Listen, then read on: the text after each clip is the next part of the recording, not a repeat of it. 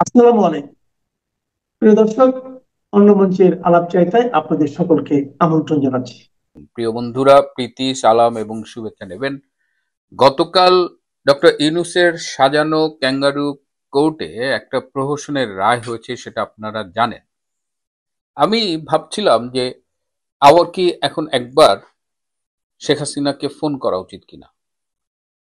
দ্বিধায় ছিলাম যে একটা মৃত্যুদণ্ডের রায় হলো একজন মানুষের, এই অবস্থায় তাকে ফোন করা উচিত কিনা। আবার মনে হচ্ছিল যে এই সময় যদি ফোন না করি, মানে আসলেই বলছি দ্বিধায় ছিলাম। তো আমি finally what I did is আমি ফোনটা তুলে মানে রায় হওয়ার বেশ কিছুক্ষণ পরে, হয়তো 2 ঘন্টা পরে এরকম, আমি ফোন করলাম। তো তিনি ফোনটা ধরলেন না এবং 4-5 বার রিং হওয়ার পরে আমি কেটে দিলাম। যে স্বাভাবিকভাবে কালকে তিনি ফোন না ধরারই কথা, তিনি হয়তো ব্যস্ত থাকতে পারেন। এই রায়ের জন্য একটা প্রতিক্রিয়া তার মধ্যে হতে পারে মানুষ হিসেবে, কারণ আমরা তো দিনের শেষে সবাই মানুষ। তো রাতে আমি বসে আছি কালকে কলকাতার রিপাবলিক বাংলায় আমার একটু জয়েন করার কথা ছিল। তো আমি জাস্ট ওদের সাথে কানেক্টেড হয়ে স্টুডিওর ব্যাক স্টুডিওতে বসে আছি অনলাইনে, যে আমাকে যে কোনো মুহূর্তে ডাকবে। ঠিক তখনই দেখি যে আপার ফোন। তো আমি মানে কেটে দিয়ে একটা মেসেজ পাঠালাম যে আপা, আমি একটা টিভির সাথে টক শোতে ইনভলভ আছি। তারপরে আমি তাড়াহুড়া করে টক শোটা শেষ করে আমি আবার ফোন করলাম, আপা আবার ধরলেন না। তখন আমার এখানে অনেক রাত, প্রায় একটা বেজে গেছিল। তার কিছুক্ষণের মধ্যেই দেখি যে আপার ফোন আবার। তো আমি মানে আবার সো সারপ্রাইজড, আমার মধ্যরাতে তখন গভীর রাত। তো আমি এই এই মুহূর্তগুলোতে কি বলতে হয়, এটা এটা খুব ইজি না কথা বলা। তো আমি অনেক ভেবে চিন্তে বললাম যে আপা, আপনি তো জীবনে অনেকবার খুব হার্ড টাইমের মধ্যে দিয়ে গেছেন, প্রতিকূল সময়ের মধ্যে দিয়ে যাওয়ার অভিজ্ঞতা আপনার অনেক রয়েছে, সো এটা নতুন কিছু না। তো আমি জিজ্ঞেসও করলাম যে আপা, আপনি কেমন আছেন। উনি মানে আমার সাথে যখন কথা বলছিলেন না, ওই যে সবসময় যেভাবে কথা বলেন, একদম ক্যাজুয়াল, কনফিডেন্ট। এবং আমি সবসময় বলি যে তার সাথে যখন কথা বলি তখন আমার মনে হয় যে আমি আমার মায়ের সাথে কথা বলতেছি। তার সাথে যখন আমি কথা বলি মনে হয় আমি আমার বড় বোনের সাথে কথা বলতেছি। তার সাথে যখন আমি কথা বলি তখন মনে হয় যে আমার খুব কাছের বন্ধুর সাথে কথা বলছি। এবং কালকেও সেম টোন। এবং আমাকে বললেন যে আমি আমি ভালো আছি, তোমরা আমাকে নিয়ে একটু চিন্তা করো না। তা আমি অবাক হচ্ছিলাম। তারপরে আরো অনেক অনেক কথা হলো। আমরা আর রায়টায় নিয়ে খুব একটা কথা বলিনি। উনি বেশ কিছু কাজের কথা বললেন যে তুমি এইটা করো বা তোমরা এটা করো। আমি তাকে অস্ট্রেলিয়ান আওয়ামী লীগের কিছু আপডেট দিলাম। আমাদের সিরাজ ভাই আছেন, আমাদের যুবলীগের নোমান শামীম আছেন, এরকম আরো কয়েকজন মিলে আমরা কিছু কাজ একসাথে করছি, সেগুলোর কথা বললাম। হঠাৎ আপা আমাকে বলেন, মানে মিল্টন, তুমি কি খেয়াল করছো একটা জিনিস? তা আমি তো বললাম, না আপা, কোন বিষয়? বললো, দেখছো বাংলাদেশের বিচার ব্যবস্থা কিরকম ডেভেলপ হয়েছে? আমি বললাম, আমি একটু থতমত খেয়ে গেলাম। বাংলাদেশের বিচার ব্যবস্থা নিয়ে এত সমালোচনা, যেখানে মব কালচার কোর্টের মধ্যে ঢুকে গেছে, যেখানে ক্যাঙ্গারু ট্রায়াল মানে কোর্টে বিচার হচ্ছে, ক্যামেরা ট্রায়াল হচ্ছে, সেখানে হঠাৎ আপা বলতেছে যে দেখছো বাংলাদেশের বিচার ব্যবস্থা কি পরিমাণ ডেভেলপ করেছে। তো আমি বললাম, না আপা, কি বিষয়? তারপর বললো যে দেখো, এত বড় একটা মামলা মাত্র 143 দিনের মধ্যে রায় দিয়ে দিল। আর 1 মাসের মধ্যে 450-র মতো পৃষ্ঠা রায় লিখে ফেললো। তুমি চিন্তা করতে পারো যে আমাদের জুডিশিয়াল সিস্টেম কি পরিমাণ ফাস্ট এবং কি পরিমাণ এফিসিয়েন্ট হয়েছে। আমার তখন মনে পড়লো আসলে, মানে শেখ হাসিনাকে তো আমি অনেক দিন ধরে ফলো করি, এবং আমি শুধুমাত্র যে একজন কর্মী হিসেবে ফলো করি তার চেয়ে অনেক বেশি আমি সামগ্রিকভাবে আই ফলো হার, এখনো করি। তার কয়েকটা জিনিস আমি দেখেছি খুব ইউনিক। একটা হলো সেন্স অফ হিউমার। তার সাথে আপনি যদি টেবিল টকে বসেন তাহলে দেখবেন যে ক্রিকেটের কথা বলি না, গুগলি, তার কথাবার্তার মধ্যে না গুগলি মারেন তিনি খুব। আপনি যদি খুব ভেবে চিন্তে তার সাথে না কথা বলেন, দেখবেন যে আপনি তৃতীয় সেন্টেন্সের পরে বোল্ড আউট হয়ে গেছেন। যে এতটা ম্যাচিউরড ওয়েতে কথা বলে, আর sense of humour very strong. এইটা নতুন কিছু না, কিন্তু কালকে আমি অবাক হয়েছি যে একটা মানুষের মৃত্যুদণ্ডের রায় হয়েছে, যতই হোক, একটা প্রহসন হোক, যাই হোক, একটা রায় তো হচ্ছে, কিন্তু ড্যাম কেয়ার, মানে আই ডোন্ট কেয়ার, সেই অ্যাটিটিউডটা যে আল্লাহ জীবন দিয়েছেন, আল্লাহ জীবন নিয়ে নেবেন এবং এর এর বাইরে কিছু হবে না, সেটা কালকে দেখলাম। তো যারা, এবং কালকে আমি দেখলাম, আমি যখন কথা বলছিলাম তখন আরো আশেপাশে 2-3টা ফোন তো ওনার আছে, ওগুলো বাজতেছে। তার মানে কাল সারাদিনই উনি ফোনের, মানে ওনার ফোন বেজেই চলেছে, উনি কথা বলেছেন। হ্যাঁ, এবং সারা পৃথিবীর বিভিন্ন প্রান্ত থেকে। এবং আপা কিন্তু এখন নানান পর্যায়ের কর্মীদের সাথে কথা বলেন, নেতাদের সাথে যতটা কথা বলেন তার চেয়ে অনেক বেশি কর্মীদের সাথে কথা বলেন এবং কল ব্যাক করেন, মানে।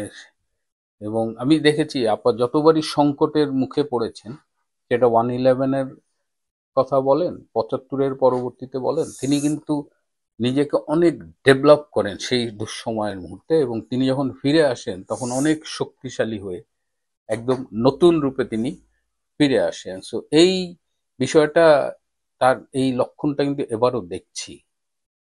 তো আপনারা যারা কনসার্ন ছিলেন, উদ্বিগ্ন ছিলেন, কেমন আছেন আপা, তাদের জন্যই বেসিক্যালি এই ছোট্ট ভিডিওটা করা।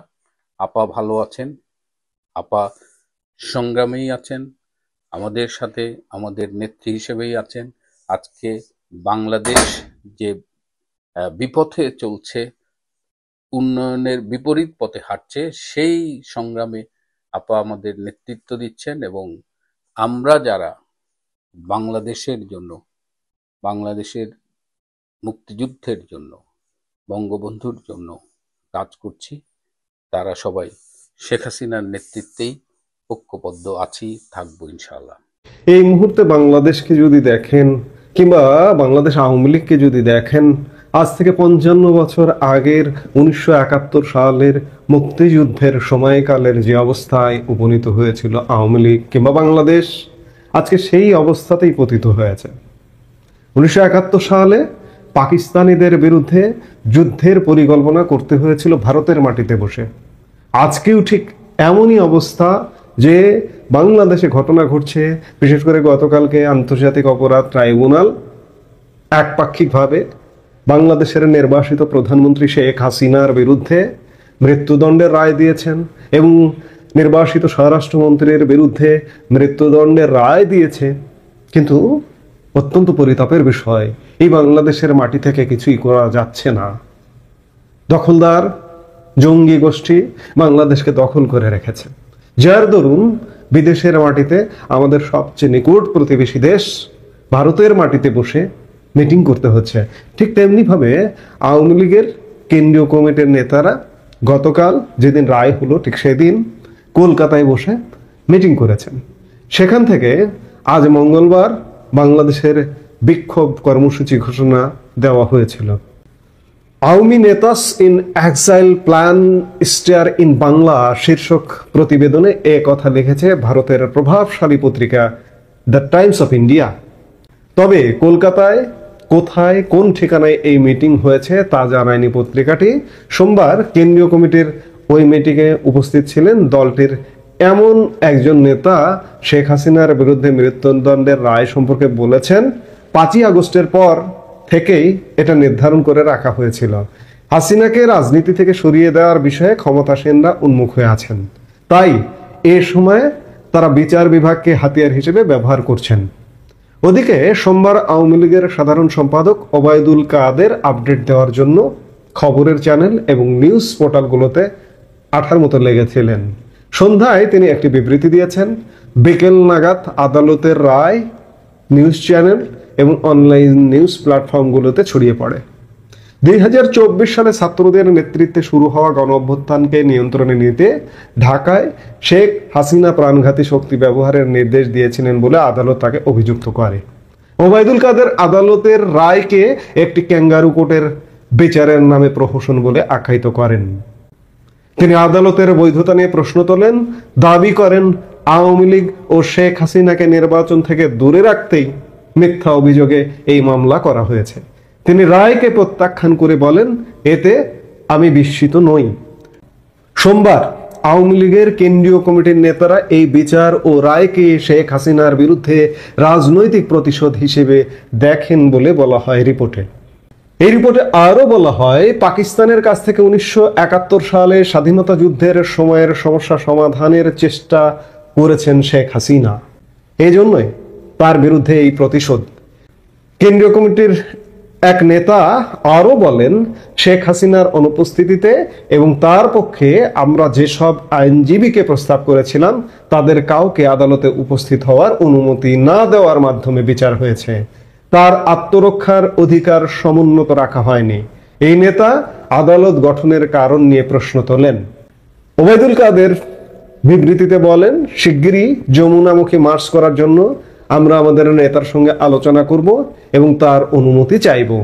দেশে গণতন্ত্র ফেরাতে এটা হবে অত্যন্ত কঠোর এক আন্দোলন। অর্থাৎ ওবায়দুল কাদের বলেছেন নেতার সঙ্গে, আমাদের নেতার সাথে বলতে প্রধানমন্ত্রী শেখ হাসিনার সাথে আলোচনা করবেন, আলোচনা করে এক কঠোর কর্মসূচির দিকে যাবে আওয়ামী লীগ, এই ইঙ্গিতটাই দিয়েছেন ওবায়দুল কাদের। এবং গতকালকের মিটিং থেকে এটাই মোটামুটি সিদ্ধান্ত হয় যে মার্চ টু যমুনা। এখন আওয়ামী লীগের নিশ্চয়ই প্রস্তুতের ব্যাপার আছে, সেই প্রস্তুতির পরেই নিশ্চয়ই মার্চ টু যমুনা, যতই বাধা আসুক, বাধার প্রাচীর ডিঙ্গে নিশ্চয়ই আওয়ামী লীগ আজকের এই বাংলাদেশকে উদ্ধার করতে এগিয়ে আসবে, নিজেরা উদ্ধার হবে, বাংলাদেশও উদ্ধার হবে। অন্যদিকে শুধু আওয়ামী লীগ যে বৈঠক করেছে, মিটিং করেছে, প্রতিক্রিয়া জানিয়েছে তা নয়, শেখ হাসিনার এই একপাক্ষিক মৃত্যুদণ্ডের রায় বা যে রায়টি দেওয়া হয়েছে সেই রায়ের ব্যাপারে সারা পৃথিবীর মানবাধিকার সংস্থাগুলো, জাতিসংঘ এটি নিয়ে প্রতিক্রিয়া জানিয়েছে। মানবতা বিরোধী অপরাধের মামলায় বাংলাদেশের নির্বাসিত প্রধানমন্ত্রী শেখ হাসিনা ও সাবেক স্বরাষ্ট্রমন্ত্রী আসাদুজ্জামান খান কামালের অনুপস্থিতিতে বিচার ও মৃত্যুদণ্ডের রায় নিয়ে উদ্বেগ প্রকাশ করেছে জাতিসংঘ, হিউম্যান রাইটস ওয়াচ সহ আন্তর্জাতিক মানবাধিকার সংস্থাগুলো। পৃথক পৃথক বিবৃতিতে মানবাধিকার নিয়ে এমন উদ্বেগ প্রকাশ করেছে তারা। হিউম্যান রাইটস ওয়াচের বিবৃতিতে বলা হয়েছে, দুইজনের অনুপস্থিতিতেই বিচার করে মৃত্যুদণ্ড দেওয়া হয়েছে এবং তাদের আইনজীবী দেওয়ার সুযোগ ছিল না, যেটি গুরুতর মানবাধিকার উদ্বেগ তৈরি করেছে। অন্যদিকে জাতিসংঘের মানবাধিকার কার্যালয় এই মৃত্যুদণ্ডের রায়ের বিরোধিতা করেছে, কেননা দীর্ঘদিন ধরে এই ধরনের সাজা বাতিলের আহ্বান জানিয়ে আসছে জাতিসংঘ। একই সাথে তারা বাংলাদেশে ন্যায় বিচার প্রতিষ্ঠার উপর গুরুত্ব আরোপ করেছে। তবে এই রায়কে ভুক্তভোগীদের জন্য একটি মুহূর্ত বলে উল্লেখ করেছে জাতিসংঘ মানবাধিকার কার্যালয়। এছাড়া অ্যামনেস্টি ইন্টারন্যাশনাল দুইজনের অনুপস্থিতিতে বিচারের নজিরবিহীন গতি এবং রায় এই মামলার ন্যায় বিচারের ক্ষেত্রে উল্লেখযোগ্য উদ্বেগ তৈরি করে বলে প্রতিক্রিয়া জানিয়েছে। আসলে গতকাল থেকে এই রায়ের পর কেউ বসে নেই, আওয়ামী লীগ বসে নেই, আওয়ামী লীগ কাজ করছে, আন্তর্জাতিক মানবাধিকার সংস্থাগুলো প্রতিক্রিয়া জানিয়েছে এবং জাতিসংঘ পর্যন্ত প্রতিক্রিয়া জানিয়েছে। সরকার একপাক্ষিকভাবে এই রায়টা ঘোষণাটাই পর্যন্তই, কিন্তু বাস্তবায়ন করা দূর কি বাপ। আওয়ামী লীগ, আমরা অনেকে বলি যে আওয়ামী লীগ কোথায়, আওয়ামী লীগ নাই, আওয়ামী লীগ কি করছে? আওয়ামী লীগ প্রস্তুতি নিচ্ছে এবং প্রস্তুতি নিয়ে আওয়ামী লীগ ঠিকই মাঠে নামবে। 1971 সালে বাংলাদেশ স্বাধীন করেছে, আজকে কিন্তু একই, আমি শুরুতেই বলছিলাম, আজকে একই পরিস্থিতির মুখোমুখি। কিছু কিছু সিম্বল দেখলে আপনি কিন্তু বুঝতে পারেন। গতকাল একটি উদাহরণের কথা বলেই আমি আলাপটা শেষ করতে চাই। গতকাল রায় পরবর্তী সময়ে ঢাকা বিশ্ববিদ্যালয়ের একজন ডেপুটি রেজিস্ট্রার এই রায়ের ব্যাপারে নাখোশ হয়ে ফেসবুকে একটা স্ট্যাটাস দিয়েছেন। গতকাল রাতে ইসলামী ছাত্র শিবির নামধারী, আমরা ভিডিও ফুটেজ দেখলাম, তার বাসায় যেভাবে তাণ্ডব করে তাকে ধরে নিয়ে এলো, তাতে আমার মনে হলো যে 1971 সালে ইসলামী ছাত্র সংস্থা, এই জামাতের আল বদর আল শামসের যে সংস্থাগুলো যেভাবে 1971 সালে বুদ্ধিজীবীদের ধরে আনতো, ঠিক একই স্টাইলে ঢাকা বিশ্ববিদ্যালয়ের ডেপুটি রেজিস্ট্রারকে ধরে নিয়ে পুলিশের হাতে সোপর্দ করেছে এবং পুলিশ তার নামে মামলা করে তাকে জেল হাজতে আদালতে হাজির করেছে, আদালত তাকে জেল হাজতে প্রেরণ করেছে। তার নামে মামলা হয়েছে, এটি শুনেছি, রাষ্ট্রবিরোধী আইনে মামলা হয়েছে। সেম 1971 সালে যা ঘটেছিল আজকে 2025-এ তাই ঘটছে। আওয়ামী লীগ দেশ স্বাধীন করেছিল, ভারত আমাদের সহযোগিতা করেছিল, আজকেও অবস্থা কিন্তু একদম তেমনটা।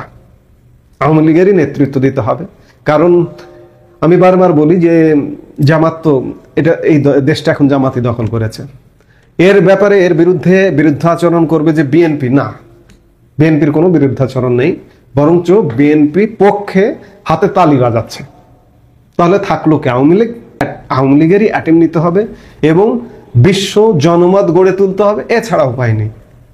আওয়ামী লীগ নেতারা ঘোষণা করেছেন নেতার অনুমতি নিয়ে মার্চ টু যমুনা করবেন, অবশ্যই করবেন। আমরা সেগুলো দেখবার জন্য নিশ্চয়ই অপেক্ষা করছি এবং দেখব। এভাবে একটা দেশ চলতে পারে না। মানবাধিকারের এখানে কোনো অস্তিত্ব নেই। এটা একটা বন জঙ্গলে পরিণত হয়েছে, যে যেখানে যাকে পাচ্ছে মারছে, ধরছে, কাটছে। এভাবে একটা দেশ চলতে পারে না। জামাতে ইসলামী বাংলাদেশ, ইসলামের কথা বলেন তারা, ন্যায়ের কথা বলেন, আল্লাহর আইন চান, সৎ লোকের শাসন চান। নির্বাচন না করেই তারা ক্ষমতায়, তারা আল্লাহর আইন বাস্তবায়ন করছেন, সৎ লোকের শাসন বাস্তবায়ন করছেন, আপনারা দেখছেন। বাংলাদেশের মানুষ এদেরকে ভোট দিয়ে আপনি যদি নির্বাচিত করেন তাহলে কি হতে পারে সেই ছবিটা দেখার আগে ট্রেলার দেখে নিন। কাজেই উপায় নেই।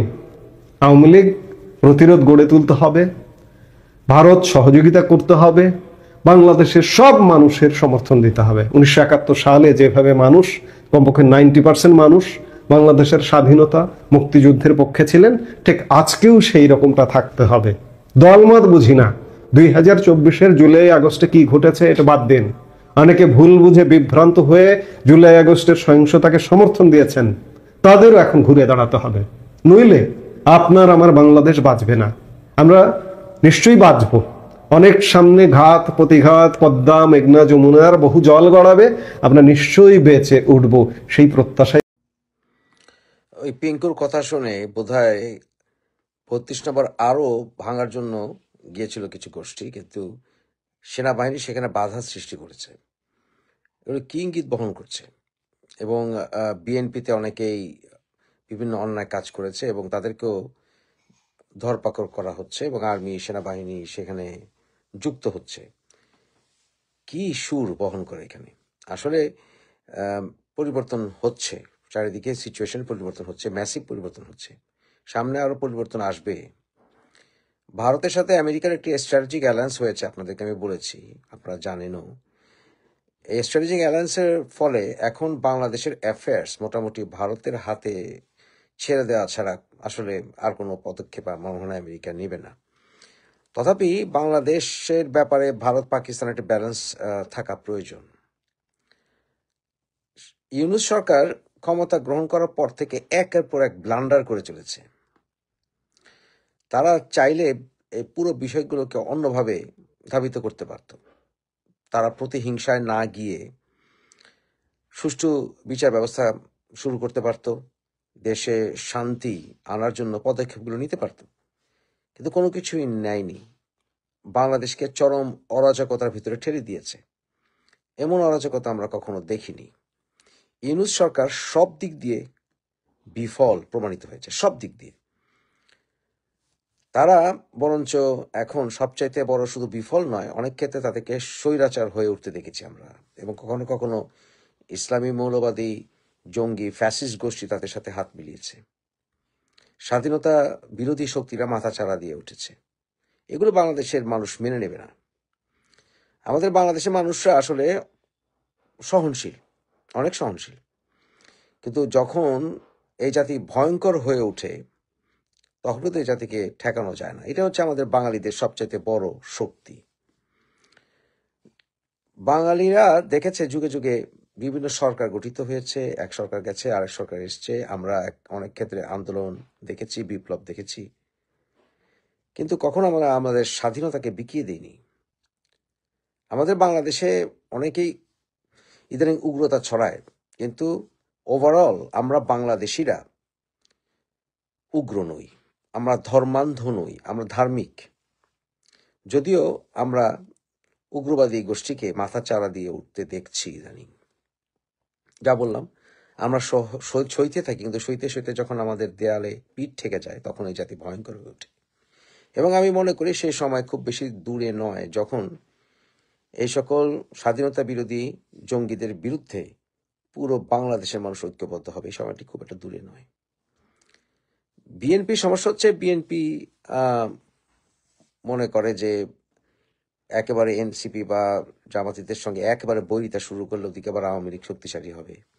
কারণ বিএনপি সাংগঠনিকভাবে দুর্বল একটি দল, যদিও দলটি জনসমর্থন এর কারণেই বারবার নির্বাচিত হয়েছে এবং জিয়াকে মানুষ ভালোবাসে, কিন্তু একের পর এক ব্লান্ডার করেই চলেছে বিএনপি। এবং বিএনপির সবচেয়ে বড় দুর্বলতা হচ্ছে তারেক রহমানের এখনো সাহসে কুলাচ্ছে না দেশে ফিরবে। যাই হোক, আজকে যে রায়টি হলো, এই রায়টি আসলে আপনাদের এর আগের ভিডিওতে আমি বিশদ আলোচনা করেছি কিভাবে এই রায়টি আসলে রাজনৈতিক উদ্দেশ্য প্রণোদিত রায়। আপনি আওয়ামী লীগ করেন বা না করেন, আপনি শেখ হাসিনাকে পছন্দ করেন বা না করেন, এই রায়টি আপনাকে মানতে হবে যে এটা আন্তর্জাতিক স্ট্যান্ডার্ড তো বটেই, এটা বাংলাদেশের সংবিধানেরও আসলে 33-1 এই ধারার বিরোধী এবং এটা সম্পূর্ণ একটি রাজনৈতিক উদ্দেশ্য প্রণোদিত রায়। এখানে ফেয়ার ট্রায়ালের কিছুই ছিল না। কই 1974-75 ইস্যু টেনে নিয়ে এসে, বাকশালের ইস্যু টেনে নিয়ে এসে আওয়ামী লীগের পুরো দলটাকেই তারা একেবারে ফ্যাসিস্ট হিসাবে ঘোষণা করে দিচ্ছে, সাজেস্ট করছে। এই সকল রায় হাস্যকর, এই রায়কে কোনো মতেই বৈধ দেওয়া যায় না। তবে আওয়ামী লীগের সামনে তাহলে কি, আওয়ামী লীগের সামনে কি কি পথ খোলা আছে? এখন এই রায়ের বিরুদ্ধে আপিল করতে হলে শেখ হাসিনাকে বাংলাদেশ আসতে হবে, সেটা সম্ভব নয়। এবং এই রায়ের বিরুদ্ধে আসলে অ্যাপিল করলে অনেক গ্রাউন্ড আছে, কিন্তু শেখ হাসিনা কি তার মনোনীত আইনজীবীকে ওখানে রিপ্রেজেন্টেটিভ হিসেবে আনতে পারবেন? না, ওনাকে সেই অধিকার দেওয়া হবে না, ওনাকে সেই ফেয়ার ট্রায়াল অধিকার দেওয়া হবে না। কারণ বড় বড় অনেক লয়ার আওয়ামী লীগকে রিপ্রেজেন্ট করতে গিয়ে চরম হ্যারাসমেন্টের শিকার হয়েছেন এবং এই হ্যারাসমেন্টের শিকার হওয়ার কারণে বর্তমান সরকার যে একটি বিফল সরকার সেটা প্রমাণিত হয়েছে। আমি আপনাদেরকে বহুবার বলেছি, আপনারা জানেন যে ইউনিট সরকারের অধীনে কোনো নির্বাচন হওয়া সম্ভব হবে বলে আমি মনে করছি না এখনো। তাহলে অ্যাপিলের বিষয়টি গেল এবং সেই অ্যাপিল করলেই বা কি ঘোড়ার ডিম রায় হবে এটা আপনারা আন্দাজ করতেই পারেন। আমি সবসময় সুষ্ঠু বিচারিক প্রক্রিয়ার পক্ষে, সেটা আমার চরম শত্রু হোক মিত্র হোক। তাই আমি মনে করি এখানে সুষ্ঠু বিচার হওয়ার কোনো চান্সই নেই। তার বিচার প্রক্রিয়ার গেল, এর পিছনে টাইম নষ্ট করলে খুব একটা লাভ হচ্ছে বলে মনে হচ্ছে না। ভবিষ্যতে যে সরকারই আসবে সেই সরকার এই বিষয়ে আইনি রিলিফের জন্য পদক্ষেপ অনেক নিতে পারবে, সেটা দেখা যাবে এখন নির্বাচিত সরকার কি করে। কিন্তু নির্বাচন অনুষ্ঠিত হওয়ার মতো যথেষ্ট পরিবেশ কি আছে? দেখেন, একটু পিছনে যদি যাই আমরা, সেই 50-এর দশকে আইয়ুব খান এই জামাতের মওদুদীকে প্রায় ফাঁসি দিয়েই ফেলেছিল, কিন্তু এই সন্ত্রাসী গোষ্ঠীকে অর্থাৎ জামাতকে শেষ পর্যন্ত রাজনৈতিক দলে পরিণত হতে বাধ্য করেছিল আইয়ুব খান। অন্যথায় এরা একটা প্রেশার গ্রুপের মতো করে সন্ত্রাসী কর্মকাণ্ড চালিয়ে চলেছিল। যেমন ধরেন আহমেদিয়াদের বিরুদ্ধে, যাদেরকে কাদিয়ানি বলি আমরা অনেকেই, সেই আহমেদিয়াদের বিরুদ্ধে বিভিন্ন রকমের সন্ত্রাসী কর্মকাণ্ড, জ্বালাও পড়াও ইত্যাদি, যেটা বর্তমানে অনেক মৌলবাদীরা এই কাজ করে। আমি মনে করি কে মুসলিম না এটার বিচার আল্লাহ করবে। তথাপি তারা বিভিন্ন রকম ইস্যু করে তখন আইয়ুব খানের সরকারকে টালমাটাল অবস্থায় ফেলানোর চেষ্টা করেছিল। তাই আইয়ুব খান তাদেরকে এই রাজনীতিতে দল হিসেবে এনেছিলেন। স্বাধীনতার পরে বঙ্গবন্ধু 75 যখন মারা যান, এরপরে জিয়াউর রহমান দেশে শান্তি ফিরিয়ে আনার জন্য কঠোর হয়েছিলেন। কঠোর পাশাপাশি উনি কিন্তু আওয়ামী লীগকে রাজনীতি করার সুযোগ দিয়েছিলেন। আপনি জানেন জোহরা তাজউদ্দিন অর্থাৎ তাজউদ্দিন সাহেবের স্ত্রী, উনি আওয়ামী লীগকে নেতৃত্ব দিতেন, কিন্তু জিয়াউর রহমান চেয়েছিলেন যে আওয়ামী লীগ রাজনীতি করুক এবং শেখ হাসিনা জিয়াউর রহমানের জীবিত থাকা অবস্থাতেই ওনার মৃত্যুর 2 সপ্তাহ আগে বাংলাদেশে এসেছিলেন এবং রাজনীতিতে প্রবেশ করেন। অনেকে আমাকে বলে যে জিয়াউর রহমান কেন জামাতকে রাজনীতি করতে দিলেন? আসলে জামাতকে রাজনীতি করতে না দিলে জামাতিরা সন্ত্রাসী কর্মকাণ্ড করত, তাই যতখানি সম্ভব যদি একেবারে ওপেনলি ডিক্লেয়ার করে স্বাধীন দেশ বিরোধী না হয়, তাহলে তাদেরকে রাজনীতি করতে দেওয়া উচিত। এবং জামাতিরা স্বাধীনতা বিরোধী হলেও শেষ পর্যন্ত জিয়াউর রহমান তাদেরকে রাজনীতিতে সুযোগ দিয়ে গণতান্ত্রিক প্রক্রিয়ায় আনার পথ খুলেছিলেন। সেই ক্ষেত্রে অন্যতম বৃহৎ রাজনৈতিক দল আওয়ামী লীগকে নির্বাচনে আসতেই দেবে না, এটা কিভাবে হয়? এক আছে যে বিএনপি যেমন নির্বাচন করবে না, করেনি, নির্বাচন করার মতো পরিবেশ ছিল বলে তারা মনে করেনি। কিন্তু আপনি আওয়ামী লীগকে রাজনীতি করতেই দেবেন না, এটা আওয়ামী লীগ মেনে নেবে কেন? বাংলাদেশের অসংখ্য মানুষ আছেন, লক্ষ লক্ষ কোটি কোটি মানুষ যারা আওয়ামী লীগ করেন, তা আওয়ামী লীগ ছেড়ে দেবেন? অনেকে মনে করে আওয়ামী লীগ মুসলিম লীগে পরিণত হবে। দেখেন, মুসলিম লীগ থেকে আওয়ামী লীগে পরিণত হয়েছিল অনেক কারণে, এখনো মুসলিম লীগ নামে দলটি আছে, কিন্তু মূল কারণ ছিল মুসলিম লীগের প্রতিষ্ঠাতারাই শেষ পর্যন্ত মুসলিম লীগ নামটি রাখতে চাননি। যেমন সোহরাওয়ার্দী মুসলিম লীগের নাম পরিবর্তনের পক্ষে ছিলেন, কারণ উনি বলেছিলেন দেশ যখন স্বাধীন হয়ে গেছে, আলাদা হয়ে গেছে, এখন আর মুসলিম নামটি রাখার কোনো মানে হতে পারে না। পরবর্তীতে আওয়ামী মুসলিম লীগ থেকে আওয়ামী লীগ হলো। 47 সাল অর্জন করেছিল মুসলিম লীগ মূলত, এবং এরপরে 71 যখন হয় তখন মুসলিম লীগের অর্জন থেকে আওয়ামী লীগের অর্জন হয়। এখন আওয়ামী লীগের অর্জনকে নস্যাৎ করতে পারলে, অর্থাৎ স্বাধীনতার সূর্য ডুবিয়ে দিতে পারলে আওয়ামী লীগকে শেষ করা যায়। কিন্তু 1971 তো আমাদের বাঙালিদের স্বাধীনতা, সেখানে কিন্তু আমার কোনো ধর্মীয় স্বাধীনতা নয়, সেটা সকল ধর্মের মানুষের স্বাধীনতা, আমাদের বাঙালিদের স্বাধীনতা, আমাদের স্বকীয়তার স্বাধীনতা, সেটি সূর্যকে আমরা ডুবতে দেব না। যেহেতু আওয়ামী লীগ বাঙালির রাষ্ট্রের ইতিহাসে, বাঙালি রাষ্ট্রের, স্বাধীন বাঙালি রাষ্ট্রের জন্মদাতা, আওয়ামী লীগ আপনি করেন বা না করেন, আওয়ামী লীগ বাংলাদেশের রাজনীতি করবে। এবং যখন দেশের লক্ষ লক্ষ আওয়ামী লীগের কর্মীরা দেশের বাইরে এখন অবস্থান করছেন, অনেকে দেশে আছেন, অনেকে জীবন দিয়ে দলটি করেন, এবং আপনি বা আমি আওয়ামী লীগ না করলেও আওয়ামী লীগ একটি শক্তিশালী দল হিসেবে বাংলাদেশে থাকুক, এটা আমরা চাইব। যেমন আওয়ামী লীগের সবচেয়ে বড় ভুল ছিল বিএনপিকে দুর্বল করে দেওয়া। শক্তিশালী বিরোধী দল থাকবে, তারাও একদিন সরকার গঠন করবে, আমিও একদিন সরকার গঠন করব, এইভাবে দেশটিকে পরিচালনা করতে হবে। তাই বিএনপিকে মানতে হবে যে আওয়ামী লীগ রাজনীতি করবে। এখন আওয়ামী লীগের রাজনীতি করাটাকে কবর দিয়ে জামাত চায় বিরোধী দল হতে বা একদিন ক্ষমতা দখল করতে, সেই সুযোগ তাদেরকে দেওয়া উচিত নয়, দেওয়া হবে না। কারণ এরা যদি কোনদিন ক্ষমতা চায়, গণতান্ত্রিক সকল দলগুলোকে ইসলামের দোহাই দিয়ে হত্যা করবে, বুঝলেন? তাই আওয়ামী লীগের সামনে কি সুযোগ? এর আগে বললাম অ্যাপিল করা তো সম্ভব না, আর অ্যাপিল করতে হলে যেটা করা দরকার সেটা করবে না। আরেকটি হচ্ছে শেখ হাসিনা নিজে বাংলাদেশে চলে আসা। শেখ হাসিনা যদি বাংলাদেশে চলে আসেন, ওনাকে ফাঁসি দেওয়ার ক্ষমতা বাংলাদেশের কোনো সরকার রাখে না, এবং ওনাকে ফাঁসি দিবে আর ভারত তাকিয়ে তাকিয়ে দেখবে, এইটাও কোনোদিন হবে না। তাই উনি বাংলাদেশে আসলেও ওনাকে যে ফাঁসি দিতে পারবে আমি বিশ্বাস করি না, বাট উনি বাংলাদেশে এইভাবে আসবেন বলে আমি মনে করি না। এর পরবর্তী তাহলে কি পদক্ষেপ রয়ে গেছে, যেটা ইউনূস সরকার বোধহয় বাধ্য করছে, সেটা হচ্ছে চরম সংগ্রাম। আওয়ামী লীগের লক্ষ লক্ষ কর্মীকে ঠেকিয়ে রাখা যাবে না। আওয়ামী লীগের শাসনামলে আওয়ামী লীগ অনেক ভুল করেছিল, বিশেষ করে কোটা আন্দোলনের সময় আমরা মিডিয়াতে যা দেখছিলাম তাতে করে ছাত্রদের প্রতি আমাদের সিম্প্যাথি গ্রো করেছিল। তাই সাধারণ জনগণ এই মুভমেন্টে ছিল 24-এ, আমরা অনেকেই ছিলাম 24-এ। কিন্তু পরবর্তীতে ধীরে ধীরে প্রকাশিত হলো যে শেখ হাসিনাকে যতই সমালোচনা করি না কেন, এই আন্দোলনকারীদের ভেতরে যারা নেতৃত্বে ছিল তারা অনেকেই ছিল সন্ত্রাসী জঙ্গি। তা না হলে কেন যারা মারা গেছে আন্দোলনকারী, যারা আহত হয়েছে, তাদের রাজনৈতিক ব্যাকগ্রাউন্ড চেক করা হবে না? বলা হচ্ছে 1400 মানুষ নাকি জাতিসংঘের রিপোর্টে বলা হয়েছে যে 1400 মানুষ মরেছে, কিন্তু 1400 মানুষ কি শুধু আন্দোলনকারীরা মরেছে, পুলিশ মরেনি? তাহলে পুলিশ হত্যাকাণ্ডের বিচার হবে না কেন? ভয়টি কোথায়?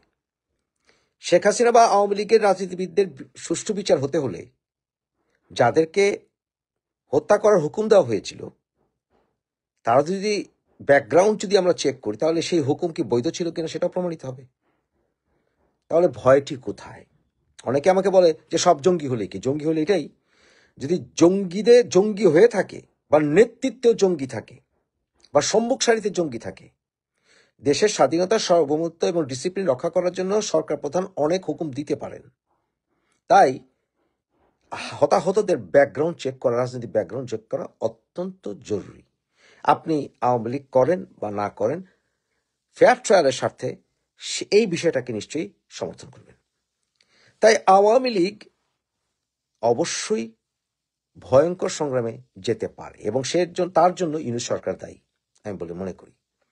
আমি সন্ত্রাসকে সমর্থন করি না, কিন্তু যদি দেশের 30 থেকে 40% কমের পক্ষে আওয়ামী লীগের লোক থেকে থাকে, এবং আওয়ামী লীগ যেহেতু বাংলাদেশের জন্মের সাথে জড়িত এবং বাই কনস্টিটিউশন আওয়ামী লীগ যেগুলোকে বিশ্বাস করে সেগুলোর প্রায় সবই বাংলাদেশের স্বাধীনতার, সার্বভৌমত্ব এবং বাংলাদেশের স্বাধীনতার স্থাপনের সাথে ওতপ্রোতভাবে জড়িত।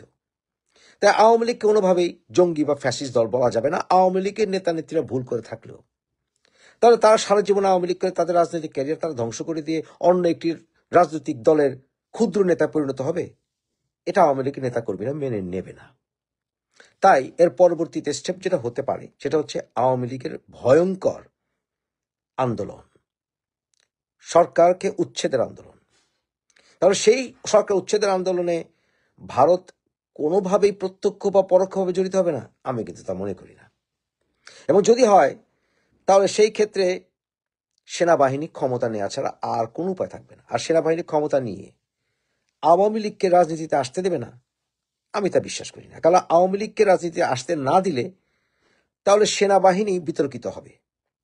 সেনাবাহিনী নির্দিষ্ট একটি দলের, বিএনপির বা জামাতিদের উদ্দেশ্য চরিতার্থ করছে বলে প্রমাণিত হবে, কিন্তু সেনাবাহিনী তো রাজনৈতিকভাবে বিতর্কিত হতে চাইবে না।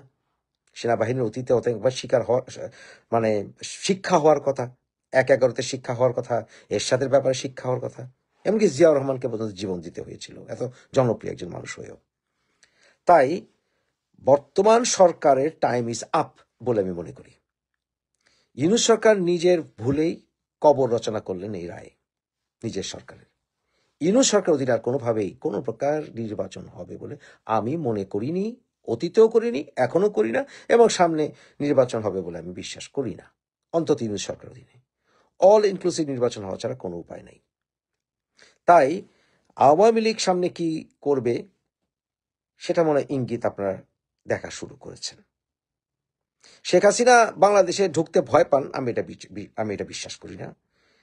যে মানুষ সেই গ্রেনেড হামলা থেকে বেঁচে গেছেন, তারপরে রাজনীতি করেছেন, ওনার পুরো পরিবারকে হত্যা করেছে, তারপরে বাংলাদেশে প্রবেশ করেছেন, রাজনীতি করেছেন।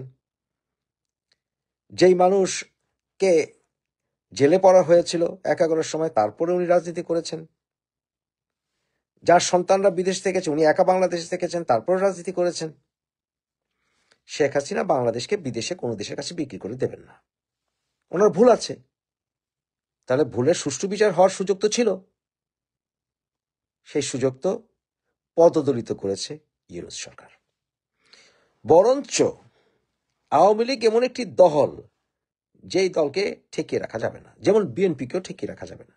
যারা আওয়ামী লীগ করেন তাদেরকেও মানতে হবে, আপনারা মানেন বা না মানেন, বাংলাদেশের অসংখ্য মানুষ, যেমন আমিও একজন, জিয়াকে আমরা ভালোবাসি। তাই জিয়ার রাজনীতি আমরা করব। তারেক রহমানের সমালোচনা করতে পারি, কিন্তু জিয়া রহমানের রাজনীতি আমরা সমর্থন করি, জিয়ার দলকে আমরা ভালোবাসি। তাই এই দুটি দল একত্র হবে এবং আওয়ামী লীগ আন্দোলনে গেলে বিএনপি এই আন্দোলনকে ঠেকাবে না, আর্মিও ঠেকাবে না। বুঝলেন সামনে কোন দিকে যাচ্ছে? এটা না করলে আওয়ামী লীগের অস্তিত্ব বিপন্ন হবে এবং সেটা নিশ্চয়ই আওয়ামী লীগ হতে দেবে না। তাই আমরা সামনে সচিব অজেত জয় বা শেখ হাসিনার মুখে ভয়ঙ্কর আন্দোলনের ডাক শুনবো, এতে আমার কোনো সন্দেহ নেই।